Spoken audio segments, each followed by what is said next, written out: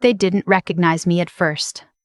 They saw the black robe, the raised bench, the nameplate that read Honorable Judge M. Holloway. But their eyes slid right past me like I was just another piece of courtroom furniture. My mother adjusted her pearls the way she always did when she was nervous. My father cleared his throat twice, the same small tick he'd had my entire childhood, and their attorney, a silver-haired man in an expensive gray suit, stood up, looked me straight in the eye, and said the 4 words that would unravel 22 years of carefully buried truth. But I'm getting ahead of myself. To understand why my own parents sat at the plaintiff's table that morning in a Nashville courtroom suing their only daughter for $1.9 million, you have to go back to a rainy October night in 2003. When I was 15 years old and my father threw my duffel bag onto the front porch of our little white house on Maple Street in Clayton, Georgia. My name is Mallory Holloway now. Back then, I was Mallory Whitfield, and I was a sophomore at Clayton High. A kid who made honor roll every semester, played second chair clarinet in the marching band, and had never so much as skipped a class. I mention this not to paint myself as some kind of saint, but because what happened next had nothing to do with who I actually was. It had everything to do with who my parents needed me to be. It started with my Uncle Denny.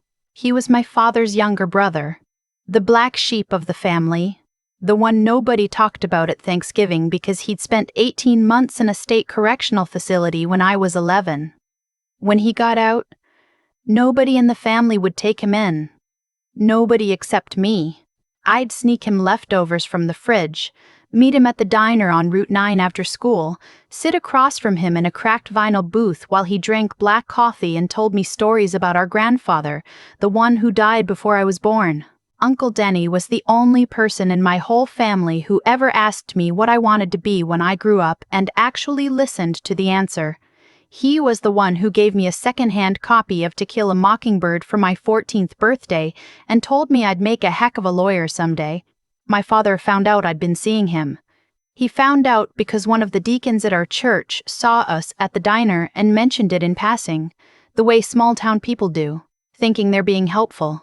My father came home that evening with his face the color of raw meat, slammed the front door so hard the framed cross-stitch in the hallway fell off its nail, and stood in the middle of the living room shouting at my mother like it was somehow her fault that I had a mind of my own. I came downstairs to see what the commotion was. My mother was sitting on the edge of the couch with her hands folded in her lap, the way she always sat when my father was in one of his moods, very small and very still like a rabbit hoping the hawk wouldn't notice her. When my father saw me, he pointed a shaking finger at my face and told me I had a choice to make. I could stop seeing my uncle, cut him off completely, swear on the family Bible that I would never speak to him again, or I could pack a bag and get out. I was 15 years old. I was wearing flannel pajama pants and my high school marching band sweatshirt. I remember looking at my mother, waiting for her to say something, to push back, to remind my father that I was their daughter, that I was a child, that you don't throw a child out of the house over a cup of coffee with an uncle. She didn't look up. She just kept her hands folded in her lap and stared at the carpet. So I went upstairs and I packed a bag. I took my clarinet, my school backpack, 2 pairs of jeans, 3 shirts, a photo of me and my grandmother from when I was 8, and the copy of To Kill a Mockingbird that Uncle Denny had given me. I came back downstairs with the duffel bag over my shoulder, and my father was waiting by the front door. He didn't say goodbye. He opened the door, threw my bag onto the porch, and told me that as long as I was choosing a jailbird over my own family, I was no daughter of his. It was raining that night. October rain in North Georgia, the kind that feels like needles on your skin. I stood on the porch for what felt like an hour, waiting for him to change his mind, waiting for my mother to come to the door and pull me back inside. Neither of them did. I could see the television flickering through the front window. Some kind of game show. They'd just gone back to watching television. I walked 3 miles in the rain to the only place I could think to go, which was the little bungalow on Jessamine Lane, where my great-aunt Ruth lived. Aunt Ruth was my grandmother's older sister, a widow in her late 60s who'd never had children of her own. She'd worked 37 years as a court stenographer in the Rabun County Courthouse before she retired.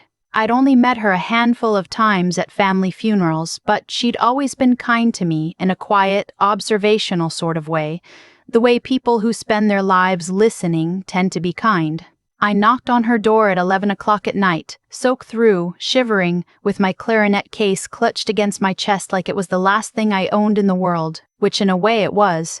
Aunt Ruth opened the door in her blue bathrobe, looked at me for about 3 seconds, and then stepped aside and said, "Come in, out of the rain, child, before you catch your death." She didn't ask me what happened. She didn't ask me what happened. She didn't ask why I was there. She just ran me a hot bath, put my clothes in the dryer, made me a grilled cheese sandwich and a cup of peppermint tea, and set up the guest room with clean sheets and a quilt her own mother had stitched in 1942. The next morning she drove me to school so I wouldn't miss first period. That evening she called my parents. I don't know exactly what was said. I only heard her end of the conversation from the top of the stairs. She said things like, "That is not how we treat children in this family, and you will regret this, Thomas, for the rest of your natural life." When she hung up, she came upstairs and sat on the edge of my bed and told me that as long as she was breathing, I had a home with her. She said it the way you might state a fact about the weather. No drama, no sentiment, just the truth, laid out plain. I lived with Aunt Ruth for the next 3 years. She didn't have much money. Her husband had left her a small pension and the house, and she stretched those resources thin to keep both of us fed and clothed. She drove a 1987 Buick Century that smelled like mothballs and old paperbacks. She cooked from scratch because it was cheaper, and she taught me how to do the same. Biscuits, chicken and dumplings, green beans with bacon, peach cobbler in the summer when her neighbor brought over a bushel from his orchard. But more than the food and the shelter, Aunt Ruth gave me something I hadn't known, I was starving for. She gave me her time. Every evening after dinner, we'd sit together on her back porch, and she'd tell me stories about the trials she'd transcribed over the years. Capital murder cases, divorce proceedings, custody battles, small-town feuds that had simmered for generations. She'd describe the lawyers she'd admired and the ones she'd thought were clowns.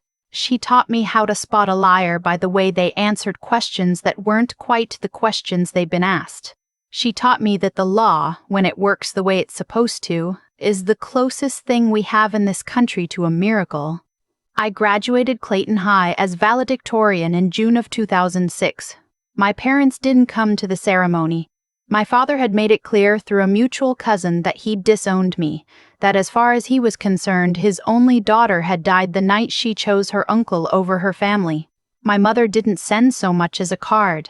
Aunt Ruth sat in the front row in her blue church dress with a corsage pinned to her lapel, and when they called my name, she stood up and clapped harder than anybody else in the gymnasium. She'd been quietly saving money my whole senior year. She'd taken on freelance transcription work from a law firm down in Atlanta, typing late into the night at her kitchen table with the radio turned low. She presented me with an envelope after graduation. Inside was a check for $12,000, enough to cover my first year at the University of Georgia. She told me she expected to be paid back in the only currency she cared about, which was my making something of myself. I did my undergraduate work in political science, graduated summa cum laude, and got into Vanderbilt Law School on a partial scholarship. The summer before I started law school, Uncle Denny passed away from pancreatic cancer. He'd been sober for almost a decade by then, working as a mechanic in a little shop outside of Athens. He left me his toolbox and a letter that I keep in my desk drawer to this day. The letter was 3 paragraphs long. The last line said, "Go be the kind of lawyer that would have kept a guy like me out of trouble in the first place." Law school was the hardest 3 years of my life. I worked 2 jobs to pay the bills Aunt Ruth's loans couldn't cover. I waited tables at a barbecue joint on weekends and did research for a tax law professor during the week. I slept about 5 hours a night for 3 years straight. I was the oldest-looking 25-year-old in my class, not because I'd aged poorly, but because I'd already been through more than most of my classmates would face in a lifetime. During my second year of law school, I met a third-year student named Grant Holloway. He was from Knoxville, the son of a public defender and a high school principal, the kind of person who'd grown up being told he could do anything he wanted because his parents genuinely believed it. We started dating in the spring. We got married the summer after I graduated, in a small ceremony in Aunt Ruth's backyard under a magnolia tree that had been there longer than any of us had been alive. My parents weren't invited. They weren't even told. Aunt Ruth walked me down the aisle, which was actually just a flagstone path she'd laid herself back in 1979.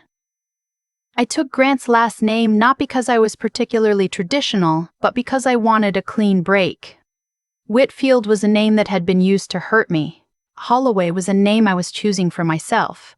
Grant took a job at the Federal Public Defender's Office in Nashville, and I started out at a small civil rights firm that took on cases nobody else wanted. Tenants being evicted illegally, workers who'd been fired for reporting safety violations, mothers fighting for custody in a system that didn't always see them as full human beings. I did that work for 6 years. It paid almost nothing, and it wore me down to the bone. But it also taught me more about the law than any classroom ever could.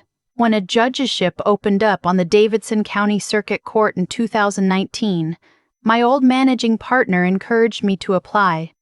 I was 31 years old, which was young for the bench, and I didn't think I had a chance. I applied anyway because Aunt Ruth had always told me that the worst answer you'll ever get is the one you don't bother asking for. I got the appointment. I was sworn in on a rainy Tuesday morning in November, with Grant in the front row and Aunt Ruth watching on a live stream from her hospital bed in Georgia. She'd had a stroke 2 weeks earlier and hadn't been strong enough to travel. She passed away 6 months later, in the spring of 2020, at the age of 81. I flew down to Clayton for the funeral. My parents were there. They'd stayed in the same white house on Maple Street all those years, had been civil to Aunt Ruth in public, even though they'd cut her off the same way they'd cut me off. They didn't come up to speak to me at the funeral. I didn't go speak to them either. We stood on opposite sides of the grave, 3 strangers who happened to share DNA, and when it was over, we got into separate cars and drove away. What I didn't know at the time, what I wouldn't find out for another 2 years, was that Aunt Ruth had left me everything.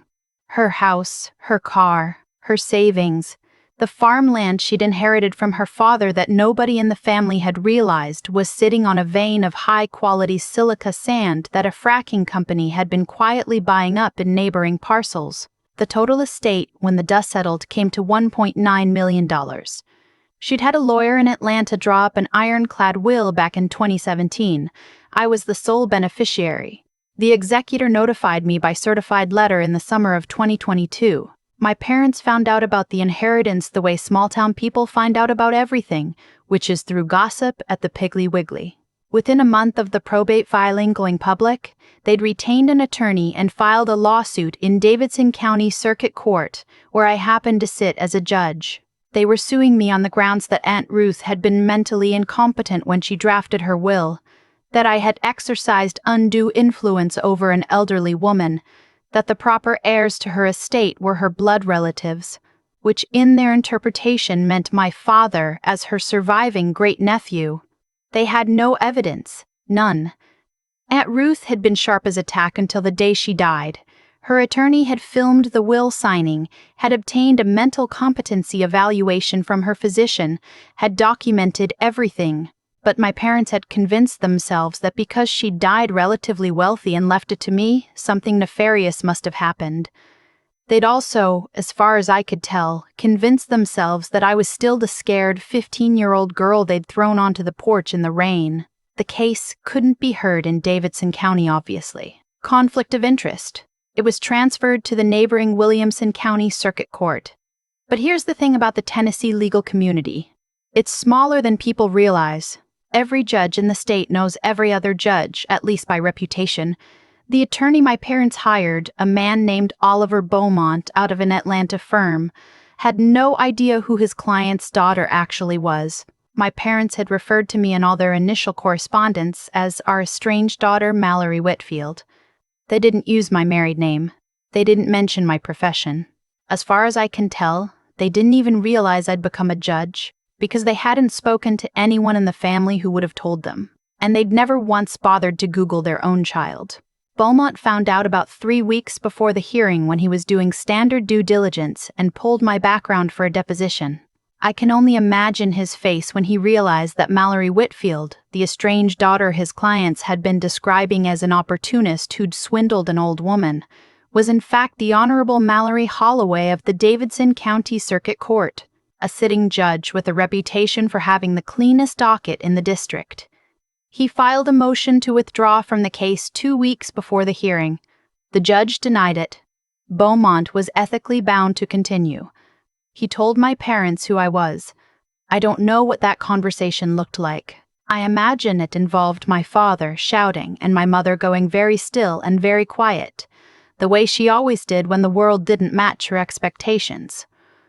They chose to proceed with the lawsuit anyway, whether it was pride or greed, or just the inability to admit they'd been wrong, I'll never know. The hearing was on a Thursday morning in September. I drove down to Franklin, Tennessee in my Subaru, wearing the black skirt suit I'd bought for my swearing-in ceremony and a simple gold cross on a chain that Aunt Ruth had given me for my high school graduation. Grant came with me. He'd cleared his whole week to be there. My parents were already in the courtroom when I walked in. I hadn't seen them in person in over 2 years, not since Aunt Ruth's funeral. They'd aged. My father's hair had gone completely white. My mother looked thinner, more brittle, like a piece of old porcelain. They didn't recognize me. That's the part that still gets me. All these months later, I walked right past their table, and they didn't recognize their own daughter. My mother glanced at me and looked away. My father didn't even look up from the papers in front of him.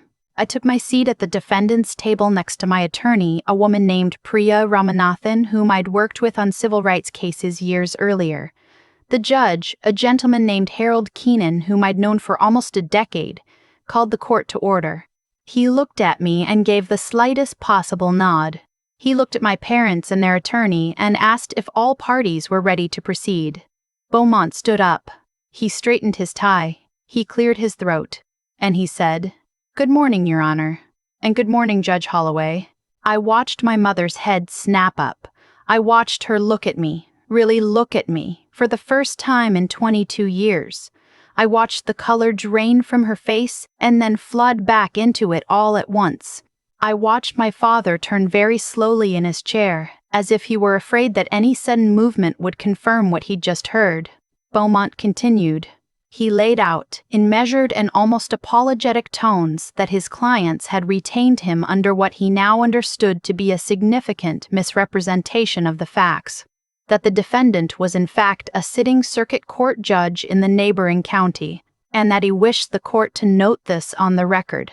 Judge Keenan noted it. The proceedings went forward.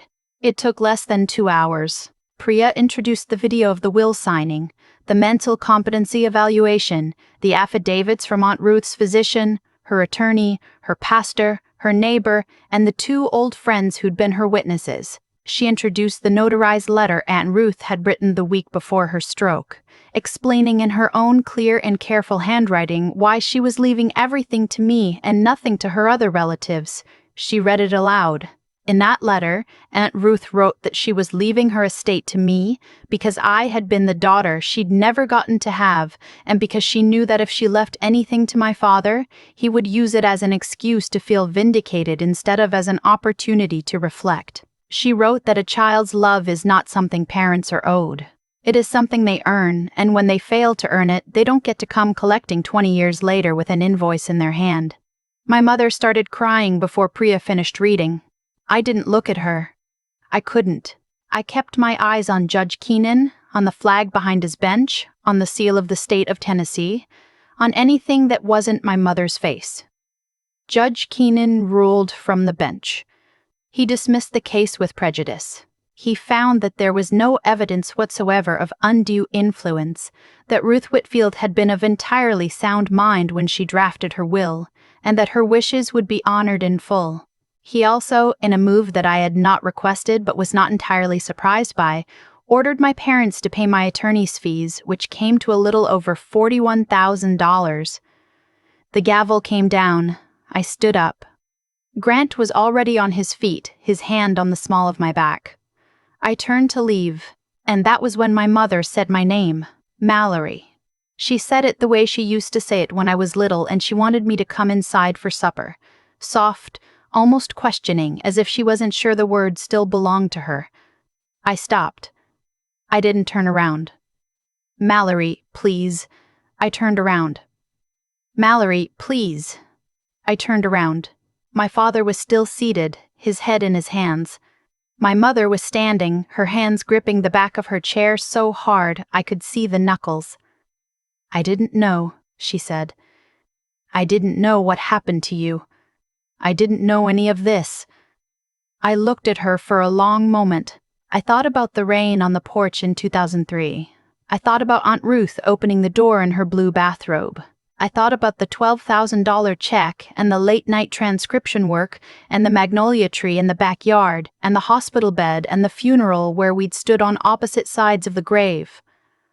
No, ma'am, I said. You didn't want to know. There's a difference. I didn't wait for her to respond.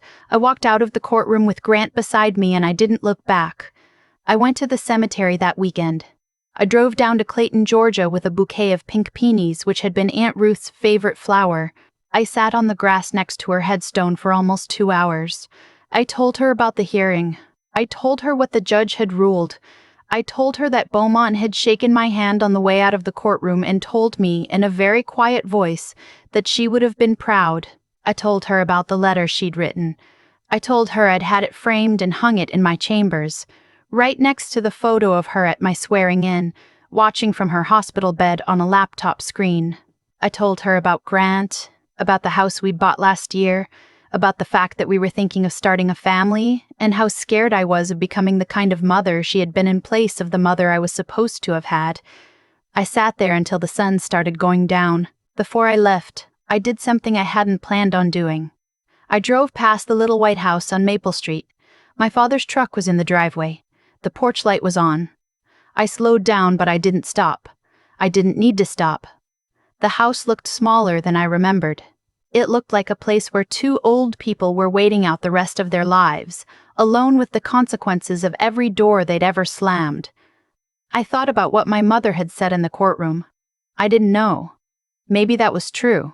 Maybe she really had spent 22 years telling herself a story in which I was the one who'd walked away, in which their hands were clean, in which the porch light had always been on. Maybe that story had been the only thing holding her together. But a story isn't the same thing as the truth. And the truth was that I had been 15 years old and standing in the rain.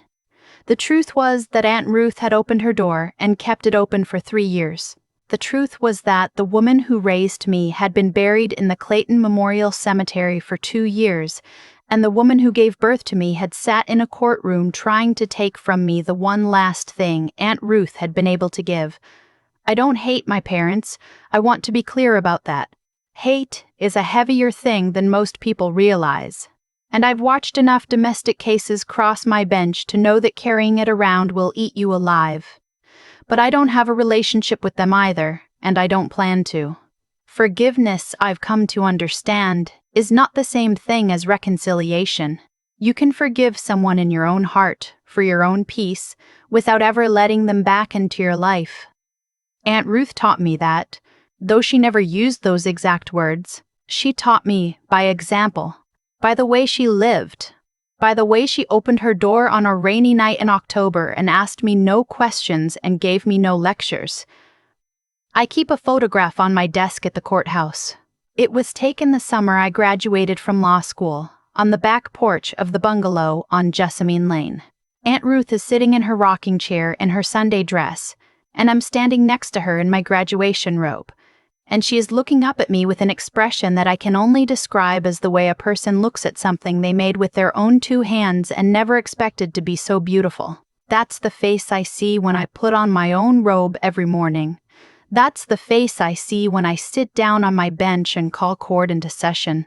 That's the face I saw in the Williamson County courtroom when Oliver Beaumont said, "Good morning, Judge Holloway," and I heard, underneath his voice, the voice of an old woman in a blue bathrobe saying, "Come in out of the rain, child. I carry her with me. I always will.